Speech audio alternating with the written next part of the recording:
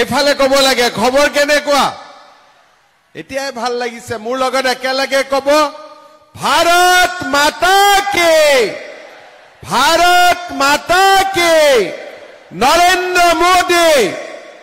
নৰেন্দ্ৰ মোদী বহুত বহুত ধন্যবাদ আজিৰ সভাত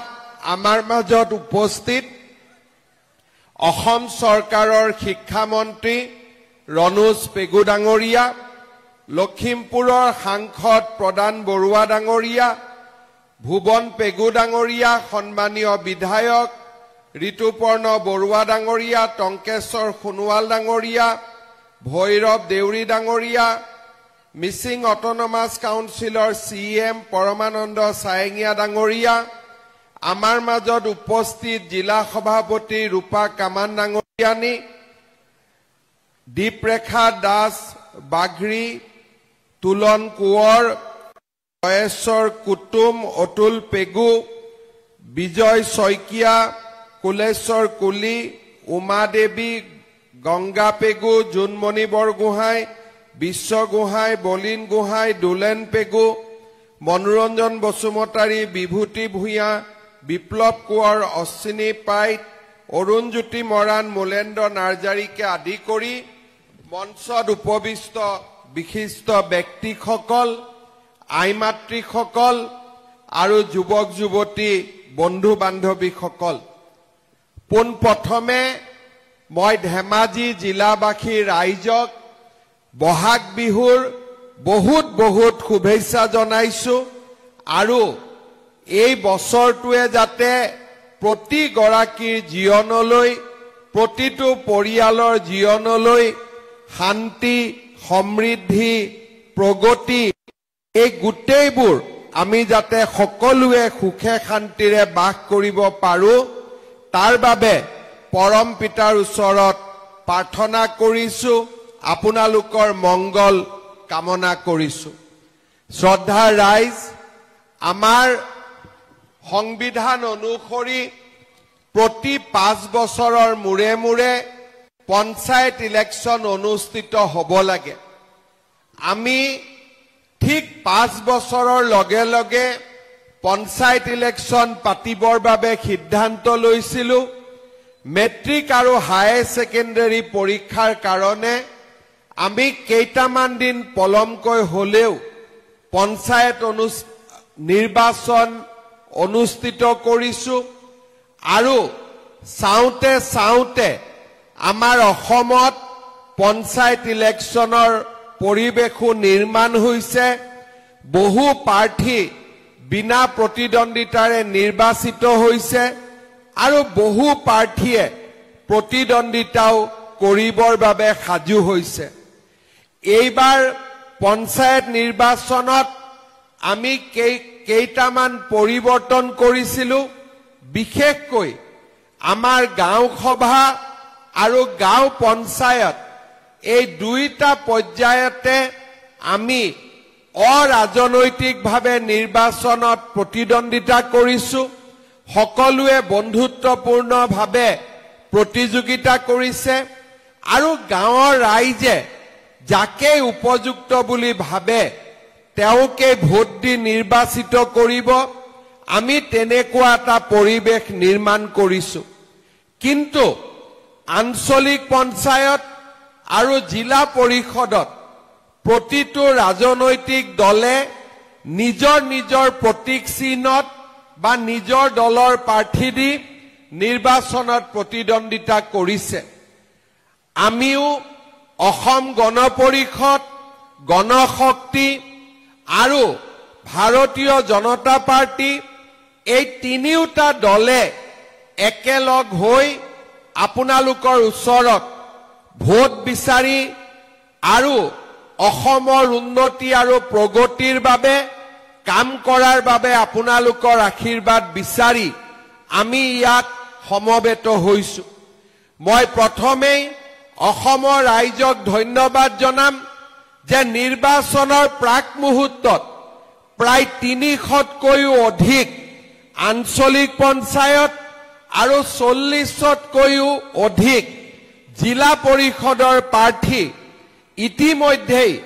ভাৰতীয় জনতা পাৰ্টি আৰু অসম গণ পৰিষদ দলৰ পৰা নিৰ্বাচিত হৈছে। ৰাইজৰ অটুট আস্থা আৰু বিশ্বাসক প্ৰতিফলন কৰি ভাৰতীয় জনতা পাৰ্টি আৰু ইয়াৰ মিত্ৰ গোষ্ঠীয়ে ইতিমধ্যেই নিৰ্বাচনত বহুদূৰ আগুৱাই গৈছে। মই বিশ্বাস কৰোঁ ধেমাজি জিলাত আমি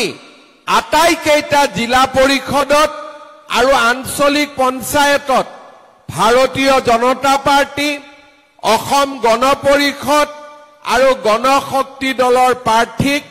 আমি বিজয়ী কৰিম। আপোনালোকে আমাক আশীৰ্বাদ কৰিব। আমি যাতে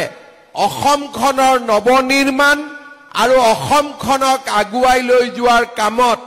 দ্ৰুত গতিত আগবাঢ়ি গৈ থাকিব পাৰোঁ। শ্ৰদ্ধাৰ ৰাইজ, যোৱা 4টা বছৰ 2021 চনৰ 10 মে তাৰিখে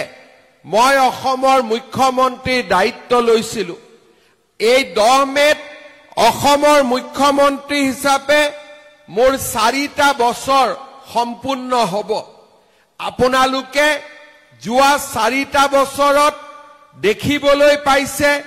আপোনালোকে প্ৰত্যক্ষ কৰিছে আমাৰ অসমখনত কেনেকৈ এক শান্তিৰ, প্ৰগতি আৰু উন্নয়নৰ পৰিৱেশ নিৰ্মাণ হৈছে। আজি ৰাজ্যখনৰ চাৰিওফালে এটা শান্তিৰ পৰিৱেশ, উন্নয়নৰ পৰিৱেশ আৰু আজি অসমে প্ৰগতিৰ নতুন দিগন্তলৈ গতি কৰিছে। প্ৰথমবাৰৰ বাবে আমাৰ ৰাজ্যখনত জনগোষ্ঠীসমূহৰ মাজত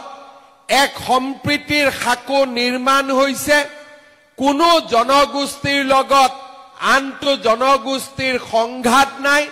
কোনো জাতি উপজাতিৰ মাজত সংঘাত নাই। চাৰিওফালে আজি এটা প্ৰগতিৰ পৰিৱেশ, বিকাশৰ পৰিৱেশ আৰু এক নতুন অসম নিৰ্মাণৰ পৰিৱেশ। আমাৰ ৰাজ্যখন ইমানেই আগুৱাই গৈছে যে প্ৰথমবাৰৰ বাবে আমাৰ ৰাজ্যখনলৈ উদ্যোগপতিসকল আহিছে, দেশৰ বিভিন্ন উদ্যোগপতি আহিছে আৰু অসমত 5 লাখ কোটি টকাতকৈও অধিক বিনিয়োগ কৰাৰ বাবে তেওঁলোকে প্ৰতিশ্ৰুতি প্ৰদান কৰিছে। অৰ্থাৎ আজি আমাৰ ৰাজ্যখন বানে বিধ্বস্ত ৰাজ্যখন, বানে গৰকা ৰাজ্যখন, উগ্ৰপন্থীৰ অসমখন আৰু জাতি উপজাতিৰ মাজত থকা অবিশ্বাসৰ অসমখন আজি অতীত হৈ গ'ল আৰু আজি আমাৰ অসমখন চাৰিওফালে বিকাশৰ নতুন পৰিৱেশলৈকে দ্ৰুত গতিত নিৰ্মাণ হ'বলৈ আগবাঢ়ি গৈছে। আজি আমাৰ ৰাজ্যখনত প্ৰথমবাৰৰ বাবে আমি দেখিবলৈ পাইছোঁ প্ৰধানমন্ত্ৰী ডাঙৰীয়াৰ আশীৰ্বাদত অসমৰ বাবে নতুন আঁচনি, নতুন নতুন ৰাস্তা পদূলি, মেডিকেল কলেজ, ইঞ্জিনিয়াৰিং কলেজ, চাৰিওফালে এটা বিকাশৰ চকুত লগা পৰিৱেশ। আপোনালোকে যদি মনত পেলায়, কংগ্ৰেছৰ 15 বছৰৰ শাসনকালত আমাৰ ৰাজ্যখনৰ পৰিৱেশ কেনেকুৱা আছিল। এই ধেমাজি বানে ধেমাজিক বিধ্বস্ত কৰিছিলে। কোনেও ধেমাজিৰ বান সমস্যা সমাধানৰ বাবে প্ৰচেষ্টা কৰা নাছিল। অসমৰ ভিতৰতে আটাইতকৈ পিছপৰা জিলা হিচাপে ধেমাজি চিহ্নিত হৈছিল। কংগ্ৰেছৰ শাসনকালত ৰাষ্ট্ৰীয় ঘাইপথেই হওক, ৰাস্তা ঘাটৰ অৱস্থা এবাৰ আপোনালোকে মনত পেলাব পাৰে। কংগ্ৰেছৰ শাসনকালত চৰকাৰী চাকৰি, আনকি অংগনবাদী চাকৰিৰ পোষ্ট ল'বৰ বাবেও লাখ লাখ টকা ঘোষ দিবলগীয়া হৈছিল। উন্নয়নমূলক কোনো আঁচনি নাছিল আৰু কংগ্ৰেছৰ ৰাজনীতি কেৱল মাত্ৰ ধুতি, লুঙি, সূতা আৰু আঁঠুৱাৰ মাজতে সীমাবদ্ধ আছিল। কংগ্ৰেছ চৰকাৰ মানে এটাই আমি বুজিছিলোঁ যে কংগ্ৰেছ চৰকাৰ মানে ৰাস্তা ঘাট মেডিকেল কলেজ স্কুল কলেজ নহয় কংগ্ৰেছ চৰকাৰ মানে লুঙ্গি ধুতি খুটা আৰু আঠুৱা আজি সেই পৰিবেশ সলনি হৈছে আজি আমাৰ আই মাতৃসকলে ধুতিৰ কাৰণে খুটাৰ কাৰণে লুঙ্গিৰ কাৰণে আঠুৱাৰ কাৰণে লাইন পাতিব নালাগে বেংকত প্ৰতি মাহৰ 10 তাৰিখে আহি অৰুণোদয় কাৰো ওচৰত হাত নপতাকৈ নিজে নিজে আহি বেংকত সোমাই আইসকলে কৈ কংগ্ৰেছৰ দালালৰ ঘৰত লাইন পাতিব নালাগে আজি আপোনালোকে মনত পেলাওক কংগ্ৰেছৰ দিনত কোনটো আঁচনি আছিল আজি যে কংগ্ৰেছৰ মানুহবিলাক ইলেকশ্যনত উঠিছে আপোনালোকে কংগ্ৰেছৰ মানুহক সুধিব তোমালোকৰ দিনত কলেজত এডমিশন বিনামূলীয়া আছিল নাছিলে মেট্ৰিকত ফৰ্ম ফিল আপ কৰোতে টকা লাগিছিলে নাই লাগিছিলে তোমালোকৰ দিনত নিযুত মইনা আছিলে নাছিলে তোমালোকৰ দিনত অৰুণোদয় আছিলে নাছিলে তোমালোকৰ দিনত বিনামূলীয়া চাউল আছিলে নাছিলে তোমালোকৰ দিনত মথাউৰি পকা হৈছিলে নাই হোৱা তোমালোকৰ দিনত ধেমাজিত মেডিকেল কলেজ হৈছিলে নাই হোৱা তোমালোকৰ দিনত ধেমাজিত ইঞ্জিনিয়াৰিং কলেজ হৈছিলে নাই হোৱা কি হৈছিলে লুঙ্গি আছিলে ধুতি আছিলে খুটা আৰু আঠুৱা আছিলে লুঙ্গি ধুতি আৰু খুটা হেকাৰণে মই মাজে মাজে কংগ্ৰেছক কওঁ যে কংগ্ৰেছৰ বাবে এতিয়া সময় আহিছে হাতৰ ছবিটোৰ জাগাত লুঙ্গিৰ ছবিত ইলেকশ্যন উঠাৰ কাৰণে কাৰণ কংগ্ৰেছে লুঙ্গি ধুতি খুটা আৰু আঠুৱাৰ বাদে একো বুজি নাপায় সেইবাবে কংগ্ৰেছৰ হাতৰ চিনটো বদলি যাব লাগে আৰু কংগ্ৰেছে লুঙ্গিৰ চিনত ভোটত উঠিব লাগে কাৰণ কংগ্ৰেছে অসমৰ ৰাইজক লুঙ্গিৰ বাদে আৰু একোৱেই দিয়া নাছিল খুটাৰ বাদে একোৱেই দিয়া নাছিলে আঠুৱা আৰু তাক বাদ দি আমাক একোৱেই দিয়া নাছিল শ্ৰদ্ধাৰ ৰাইজ আজি আপোনালোকে মনত পেলাওক অসমৰ দৰে এখন ৰাজ্য য'ত চৰকাৰী চাকৰিৰ কাৰণে পঢ়া শুনাৰ কাম নাছিলে দালালক টকা দিব পাৰিলে চৰকাৰী চাকৰি হৈছিলে আজি যদি মই বিচাৰিলোহেঁতেন 1.5 লাখ লৰা ছোৱালীক মই চাকৰি দিলো এজনৰ পৰা যদি মই 1 লাখ টকাও ললোহেঁতেন মোৰ হাতত 15,000 কোটি টকা জমা হলেহেঁতেন আৰু 1 লাখ টকা দিবৰ কাৰণেতো মানুহ ৰেডিয়ে আছে এটা চৰকাৰী চাকৰি দিম বুলি কলে 1 লাখ টকা দিয়া মানুহ আছে না নাই আছে না নাই আজি যদি মই কওঁ যে মই এতিয়া চৰকাৰী চাকৰি দিম 1 লাখ টকা দিয়ক কিমান মানুহ ওলাব কিন্তু আজি ভাৰতীয় জনতা পাৰ্টিৰ চৰকাৰখনে 1.5 লাখ চৰকাৰী চাকৰি দিলে কাৰো পৰা এটা টকা তামোল পান এখনো নোখোৱাকৈ আজি 1.5 লাখ মানুহক চাকৰি দিলে তাৰ ফলত লাভ কি হৈছে চাকৰি পুৱাই চাকৰি পাইছে কিন্তু তাৰ লগত মানুহৰ পঢ়া শুনাৰ প্ৰতি বিশ্বাস হৈছে যে পঢ়িলে চাকৰি পাম পঢ়িলে কৰ্মসংস্থাপন পাম আজি মই যেতিয়া মিটিঙত আহো মোক লৰা ছোৱালীয়ে খুধে স্যাৰ পুলিচৰ আমাক আকৌ ইন্টাৰভিউ কেতিয়া ওলাব এডিআৰই ৰিজাল্ট কেতিয়া দিব আৰু মোক খুধিলে মই বেয়াও নাপাওঁ এটাই মই উত্তৰ দিও যে এতিয়া পুলিচৰ ইন্টাৰভিউ চলি আছে নৱেম্বৰত আৰু পোষ্ট ওলাব তাৰ মানে আজি আমাৰ অসমত লৰা ছোৱালীয়ে আশা কৰিব পাৰে যে মই যদি পঢ়া শুনা কৰো অন্তত মোৰ ভৱিষ্যত আছে আপোনালোকে চিন্তা কৰক 5 লাখ কোটি টকাৰ যদি ইণ্ডাষ্ট্ৰি আনি অসমত সিকিউৰিটি গাৰ্ড কৰিবৰ কাৰণে ধেমাজিৰ লৰা ছোৱালী কৰ্ণাটক অন্ধ্ৰ প্ৰদেশত যাব নালাগে সকলোৰে ঘৰৰ লৰা মই অসমলৈ উভতাই লৈ আহিব পাৰিম এই বিশ্বাস মোৰ আছে শ্ৰদ্ধাৰ ৰাইজ 7,000 টকাৰ কাৰণে আমাৰ লৰা ছোৱালী সিকিউৰিটি কৰিবৰ কাৰণে অন্ধ্ৰ প্ৰদেশত যায় কৰ্ণাটকত যায় যদি কোনোবা লৰাৰ মৃত্যু হয় মৃতদেহটো ঘূৰি আহিব নোৱাৰে 1 লাখ টকা পাবৰ কাৰণে চাকৰিত যাওক এতিয়া আমিয়ে চিন্তা কৰিছো লৰা ছোৱালীক জাপানত পঠাবৰ বাবে জাপানী ভাষা আমি শিকাম জাপানত 2 লাখ টকা মাহত দৰমহা পাব তাত যাওক কিন্তু 7,000 টকাৰ কাৰণে চাকৰি কৰিব গলে ঘৰত মাক বাপেককে পইচা দিব নে সিয়ে ভাল কৰি খাব পাৰিব আজি অসমত আমি যদি এই 5 লাখ কোটি টকাৰ উদ্যোগ বনাব পাৰো লাহে লাহে অসমত উদ্যোগৰ পৰিবেশ সৃষ্টি হ'ব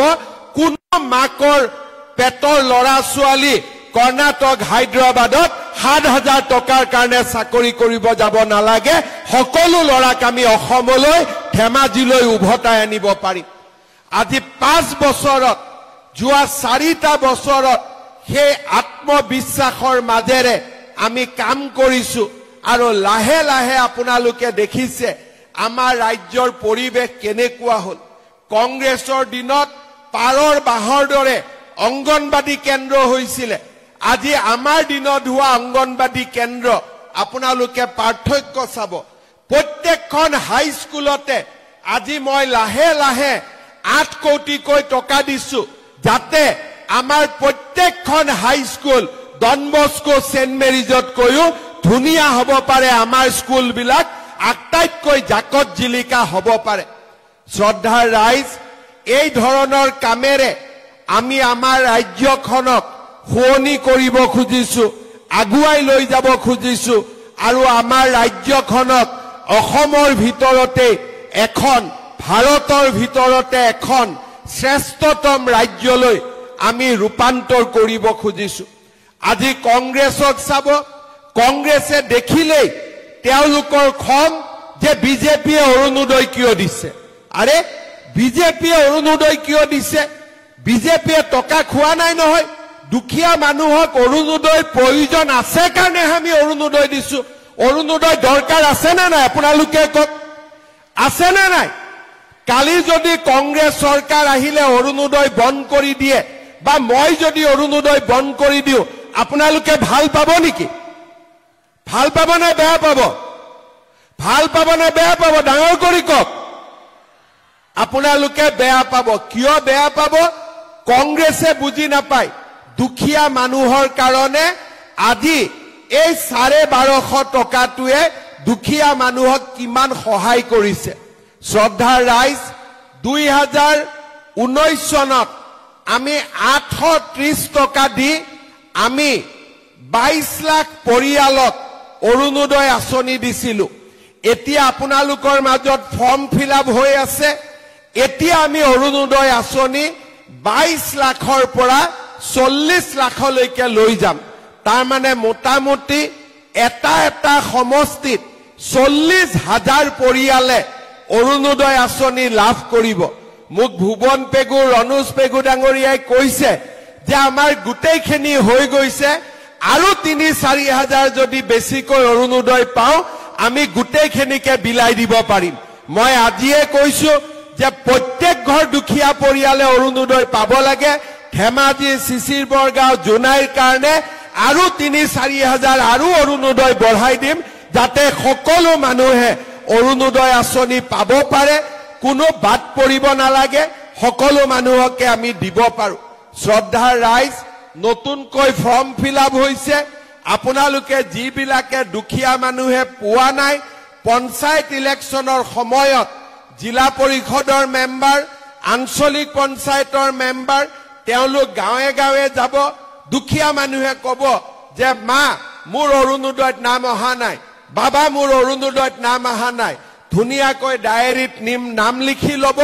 আৰু ইলেকশ্যনৰ পিছতে আমি তেওঁলোককো দি সকলোকে আমি অৰুণোদয় আঁচনিৰ মাজত সোমাই লম এইটোৱে হৈছে আমাৰ দায়িত্ব আৰু কৰ্তব্য মই আমাৰ যিসকল ইলেকশ্যনত উঠিছে তেওঁলোকক মই অনুৰোধ কৰিম গাঁৱত যেতিয়া আমি যাম কোনোবা বিধৱা মানুহ দেখা পাম মইতো মুখ্যমন্ত্ৰী সব গাঁৱততো যাব নোৱাৰো কিন্তু আমাৰ প্ৰাৰ্থীসকল গাঁৱত যাব আপোনালোকৰ মাজত যাব কোনোবা দুখীয়া মানুহে অৰুণোদয় পোৱা নাই কোনোবা বিধৱা মানুহে অৰুণোদয় পোৱা নাই কোনোবা বিয়া নোহোৱা ছোৱালীয়ে অৰুণোদয় পোৱা নাই এইবাৰ দুখীয়া মানুহে অৰুণোদয় পোৱা নাই এইবাৰ সকলোৰে নাম লিখি লৈ আহিব যেতিয়া আমি জুন মাহত নতুন অৰুণোদয় দিম সকলো মানুহে যাতে এইবাৰ অৰুণোদয় পাব পাৰে দুখীয়া মানুহ যাতে কোনো অৰুণোদয়ৰ পৰা বাদ পৰি যাব নালাগে শ্ৰদ্ধা ৰাইজ আপোনালোকে চিন্তা কৰক যোৱা লোকসভা ইলেকশ্যনৰ সময়ত মই কৈ গৈছিলো যে ঘৰ পাবৰ কাৰণে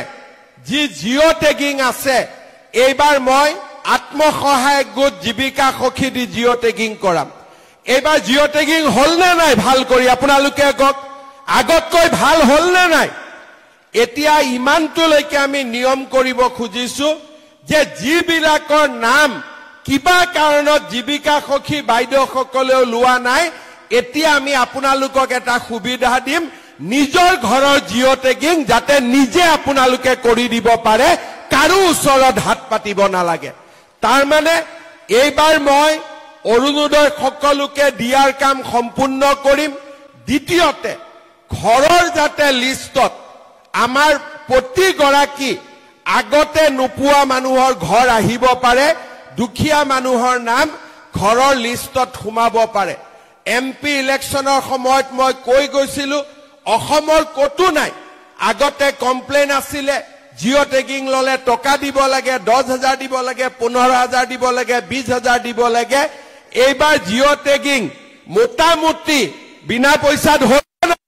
টেগিং হৈছে না নাই কৰবাত যদি কোনবাই চাহ একাপ খাইছে বেলেগ কথা কিন্তু পইচা লবতো কোনেও হাঁ কৰা নাই কৰিছে নেকি অৰ্থাৎ লাহে লাহে আমি অসমখনৰ পৰিৱৰ্তন কৰি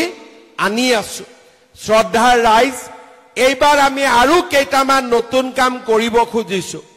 যোৱা এপ্ৰিল মাহৰ 1 তাৰিখৰ পৰা ইলেক্ট্ৰিচিটি বিলৰ দাম মই 1 টকা কমাই দিছো এইবাৰ যেতিয়া ইলেক্ট্ৰিচিটি বিল আহিব আগতকৈ 1 টকা আপোনালোকৰ দাম কমি আহিব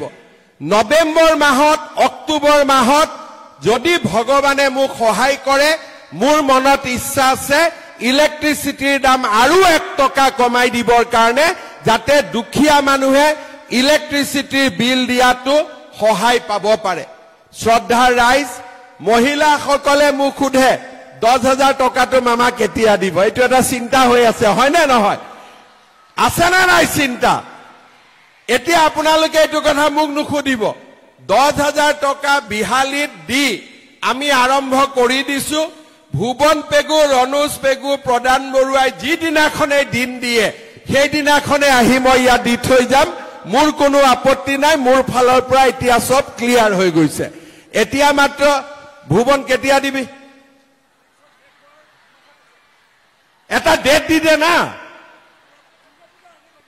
হা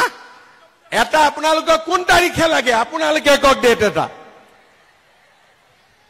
বানপানীৰ আগত লাগে নে পিছত লাগে আপোনালোকক বিহালীত যেনেকে পালে তেনেকে ভুৱন পেগু ৰনোজ পেগু প্ৰদান বৰুৱাৰ লগত মই আলোচনা কৰিম 3খন মিটিং হ'ব এখন ধেমাজিত এখন আমাৰ শিলাপথাৰত এখন আমাৰ জুনাইত আৰু এই 3খন মিটিং কৰি মে মাহ নহলেও জুন মাহৰ ভিতৰত আপোনালোকক 10,000 টকাটো মই ক্লিয়াৰ কৰি দিম হ'ব ডাঙৰকে হাত চাপৰে এতিয়া আকৌ কোনোবাই ৰেকৰ্ড টেকত কৰি লওক জুনৰ ভিতৰত দিম বুলি কৈছো তেতিয়াহে মোক মনত পেলাই দিব পাৰিব হয় নে নহয় এতিয়া আমাৰ কাম হৈ গল চিন্তা কৰিব নালাগে 10,000 টকাটো আপোনালোকে পাই যাব কিন্তু 10,000 টকাটো শেষ নহয় বিহালীত যেতিয়া মই 10,000 টকাটো আই মাতৃসকলক দিছিলো এগৰাকী আই মাতৃক খুদিলো মোক ফটো তুলি আছিলে মাজনী আই মাতৃ ফটোটো নুঠিলে তেতিয়া মই কলো কি মোবাইলটো বেয়া নেকি বলে মামা মোবাইলটো বেয়া 10,000 টকাটো আজি লম নহয় নতুন মোবাইল এটা কিনিম এতিয়া কথাটো হল মোবাইল কিনিব নালাগে ঠিক আছে ভগৱানে যদি কেতিয়াবা মোক শক্তি দিয়ে আপোনালোকক মই চৰকাৰৰ পৰা ফ্ৰী মোবাইল এটা দি দিম কেতিয়াবালৈকে এতিয়াই কোৱা নাই লাহেকৈ কিন্তু এই 10,000 টকাটো আমি জুন দিনাখন পাম কংগ্ৰেছৰ মানুহবিলাকে বিহালীত উলিয়াইছিলে যে মামা এনে কৈছে 10,000 নিদিয়ে মই 10,000 দি দিলো এইবাৰ ইলেকশ্যনত কংগ্ৰেছে তাতে ইলেকশ্যনে নেখেলিলে সব বিজেপি আনকণ্টেষ্ট জিকি গল কাৰণ প্ৰচাৰ বেছি কৰি আছিলে মই নিদিও বুলি আৰু মই যি কওঁ আজিলৈকে প্ৰত্যেকটো কথা ৰাখি আহিছো নে নাই গতিকে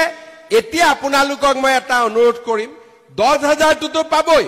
10,000টোৰ কাৰণে মই একো কোৱা নাই কিন্তু 10,000ত মই শেষ নকৰো 10,000 যিসকলে ভাল কৰি খৰচ কৰিব মই আজি আপোনালোকক প্ৰতিশ্ৰুতি দিছো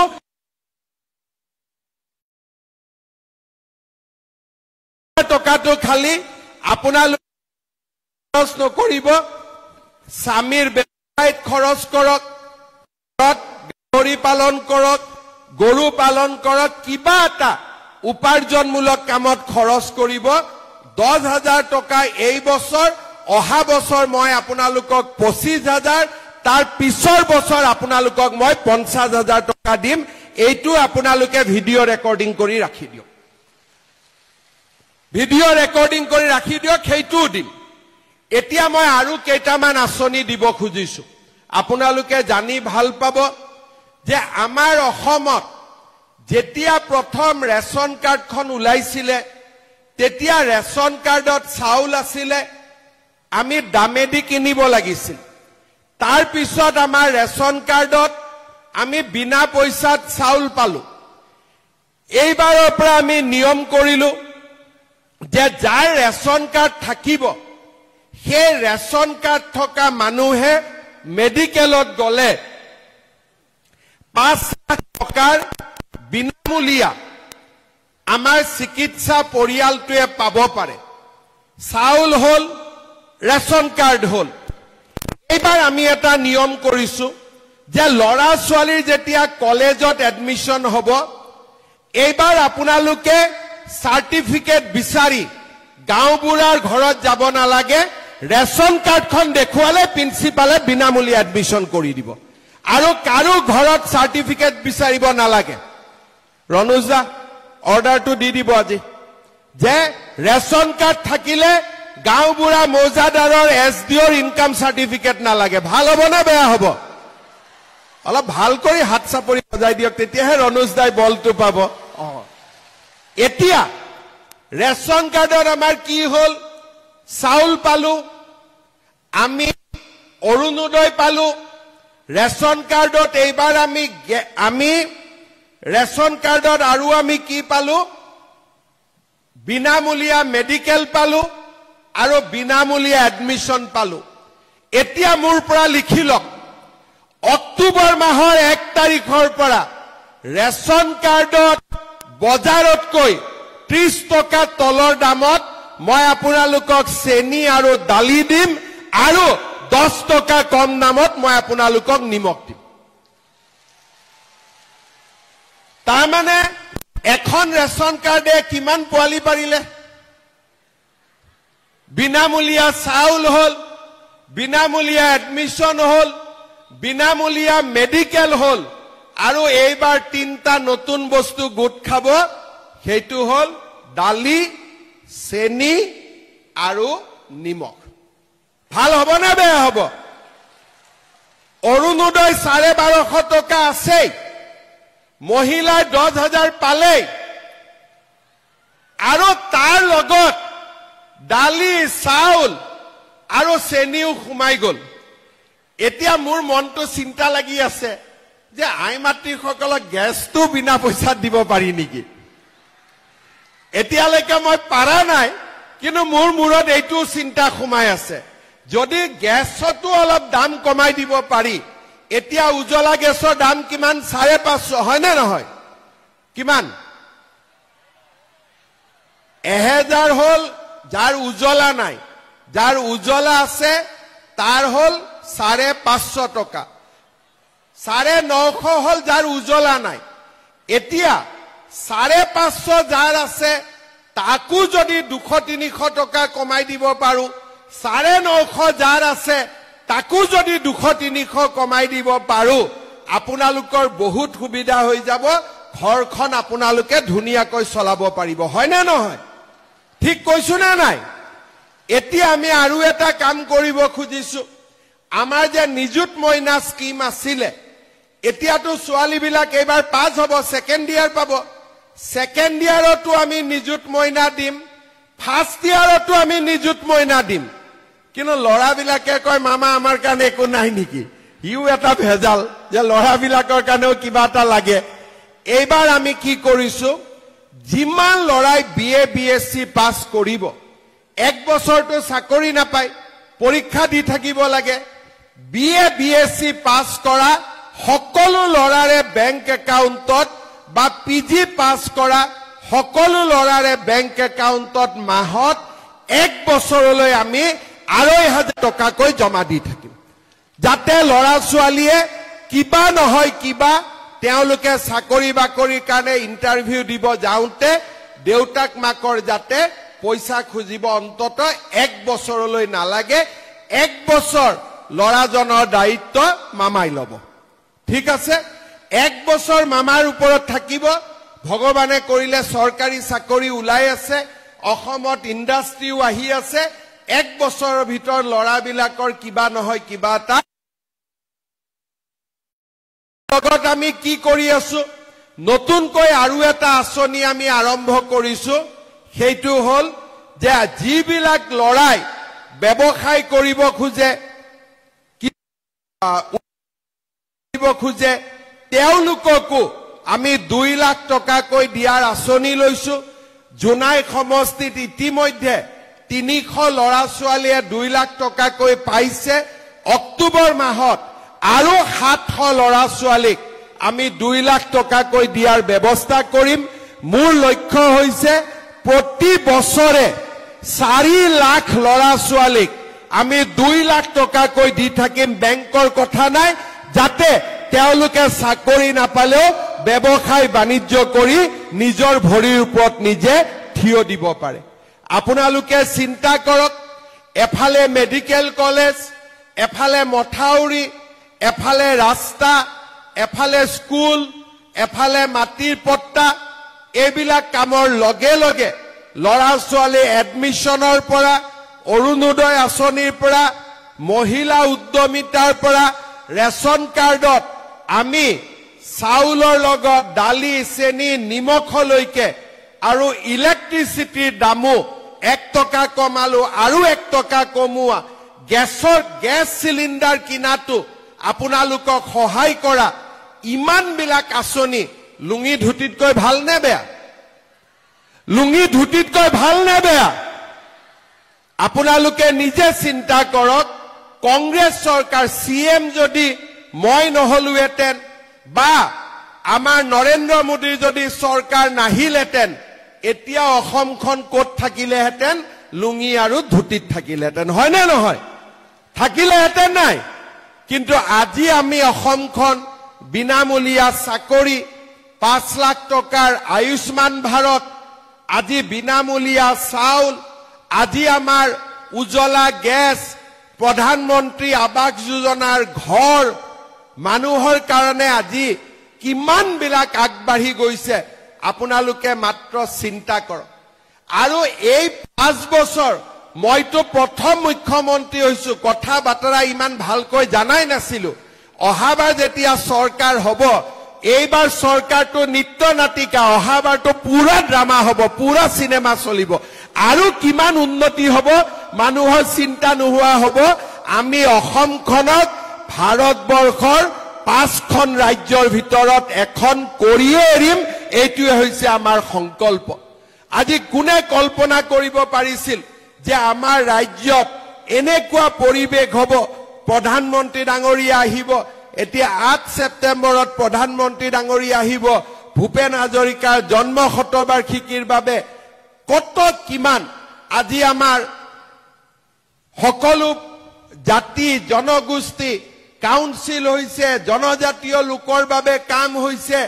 আজি আমাৰ সকলো জনগোষ্ঠীৰ বাবে কাম হৈছে এই ধেমাজি ঢকুৱাখানাত এসময়ত আহোম মৰাণ মটক চুতীয়া গুৰখা কোনেও মাটি কিনিব নোৱাৰিছিল আজি আমি সেই সমস্যা সমাধান কৰিছো আজি প্ৰত্যেকটো যিমান জাতি জনগোষ্ঠীৰ সমস্যা আছিল প্ৰায়বিলাক সমাধানলৈকে আজি আমি লৈ গৈ আছো শ্ৰদ্ধাৰ ৰাইজ এখন শান্তিৰ অসম বিকাশৰ অসম ইয়াত আৰু এতিয়া লুঙি আৰু ধুতিৰ প্ৰয়োজন নাই এই লুঙিৰ মানুহবিলাকক সিধা সিধি বাংলাদেশলৈকে পঠাই দিব লাগে যে লুঙি বিলাব লাগে যদি যা বাংলাদেশত বিলাগৈ আমাক আৰু ইয়াত লুঙি বিলাব নালাগে কংগ্ৰেছ বিলাকক এইটোৱে ক'ব যে তহঁতৰ যদি ইমানে লুঙি পিন্ধোৱাৰ চখ আছে তহঁতি গৈ বাংলাদেশত লুঙি বিলাগৈ ইয়াত আৰু এতিয়া লুঙিৰ কাম নাই ইয়াতে ধুতিৰ কাম নাই আমাক উন্নতি লাগে আমি আগুৱাই যাব লাগে আমি অসমখনক এটা নতুন পৰিৱেশলৈকে লৈ যাব লাগে শ্ৰদ্ধাৰ ৰাইজ এই পঞ্চায়ত ইলেকশ্যনৰ পিছতে বিধানসভাৰ নিৰ্বাচনৰ পৰিৱেশ আহিব পঞ্চায়ত যেতিয়া ভাল থাকিব এমএলএ আৰু পঞ্চায়তে লগ লাগি এই এটা বছৰ সুন্দৰভাৱে কাম কৰিব ভুৱন পেগু ৰনোজ পেগু প্ৰদান বৰুৱা এমপি এমএলএ আৰু পঞ্চায়ত যদি বেলেগ পাৰ্টিৰ হয় আমাৰ উন্নতি নহব কাজিয়া পেছাল হ'ব কাম কাজ নহব কিন্তু গোটেইবিলাক যদি নৰেন্দ্ৰ মোদীৰ ৰেলগাড়ীখনত উঠি থাকে সকলোৱে একেলগে ফাৰ্ষ্ট ক্লাছ ৰেলত যাব পাৰিব সেইকাৰণে কোনো বেলেগ পাৰ্টিক ভোট নিদিব কোনো কাৰণতে লুঙি ধুতিক ভোট নিদিব যতে পদুম ফুল দেখিব তাতে মাৰিব থাপ কৰি যতে হাতী দেখিব তাতে মাৰিব থাপ কৰি হ'ব আমি খালি এইবাৰ মেচিন নহয় এইবাৰ কাগজত দিব লাগিব কাগজত দিবৰ কাৰণে বেলটত দিবৰ কাৰণে হাতীটোৰ মাজত মাৰিব পদুমৰ মাজত মাৰিব সাইডে সাইডে নামাৰিব নহলে কংগ্ৰেছে ক'ব এটো আমাকো অলপ মৰম কৰে সেইকাৰণে আমাৰ ফালেও অলপ দিছে বুলি সেইকাৰণে আপোনালোকে দুই তিনি জনকটো নহব গতিকে কংগ্ৰেছ বিলাককটো ভোট দিলে বেয়াহে হ'ব সেইকাৰণে একদম হাতীটোৰ মাজতে ভোটটো দি দিব হ'ব আৰু পদুমৰ মাজতে ভোট দিবনে নাই আজি আপোনালোকেতো ক্যান্ডিডেট বিলাক জানে তথাপিতো মই জিলা পৰিষদৰ ক্যান্ডিডেট খিনিক ইয়াত মাতিম এবাৰ মই চিনাকি কৰি দিব খুজিম আমাৰ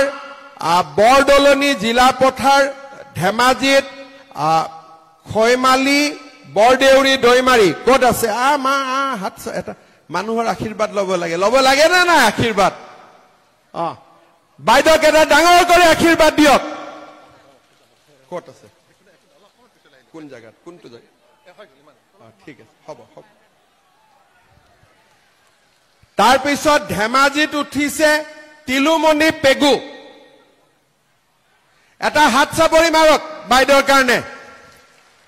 তাৰ পিছত গগামুখত উঠিছে জ্যোতিপ্ৰভা পেগু দিয়ক এটা হাত চাপৰি তাৰ পিছত মাছখোৱাত উঠিছে জীৱন পেগু জীবন গগৈ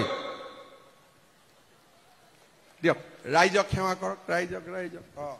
ঠিক আছে এতিয়া আমাৰ চিলাপথাৰৰ প্ৰাৰ্থী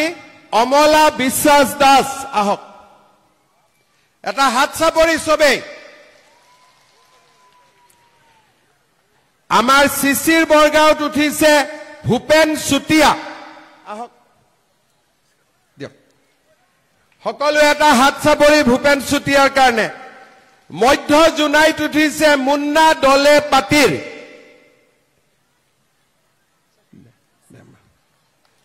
দলে পাটিৰ আমাৰ পশ্চিম জোনাইত উঠিছে চানসুমা বসুমতাৰী আহক জিকিবনে নাই তাৰ পিছত পূব জোনাইত উঠিছে জয়ন্ত কুমাৰ বড়ি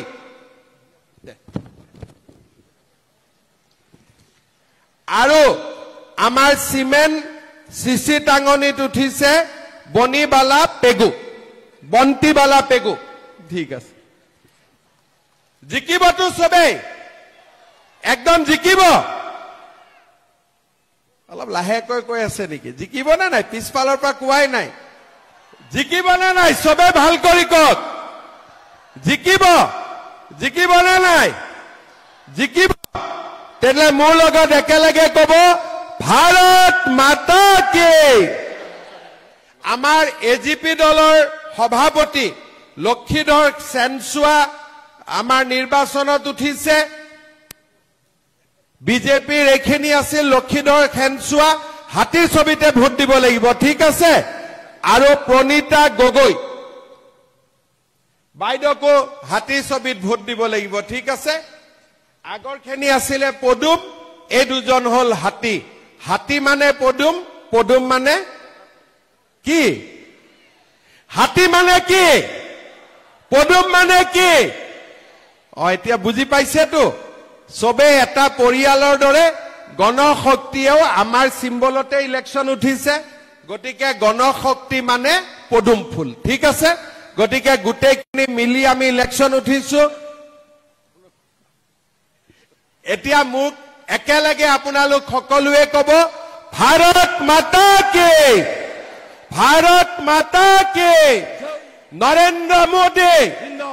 নৰেন্দ্ৰ মোদী বহুত বহুত ধন্যবাদ আজি মোৰ পঞ্চায়ত ইলেকশনৰ এখন প্ৰথম সভা আছিলে ইমান মানুহ শেষলৈকে মানুহ আপোনালোক ইয়াত উপস্থিত থাকিলে ভাষণ দি থাকোতে ইয়াতে সাপ এডাল ওলাইছিলে তলত গল না এতিয়া একদম প্ৰভু ঈশ্বৰ নিজে আহি পাইছে হয় নে নহয় আপোনালোকে দেখি আছিলে মই দেখি আছিলো ধুনিয়াকৈ তলত গুছি গৈছে আমাক আশীৰ্বাদ দিবৰ কাৰণে আহিছিলে গটিকে প্ৰথম দিনাখনে নিজে স্বয়ং মহাদেৱ আহি উপস্থিত গটিকে বিজেপি জিকিবই আৰু হয় নে নহয় বহুত বহুত ধন্যবাদ জয় হিন্দ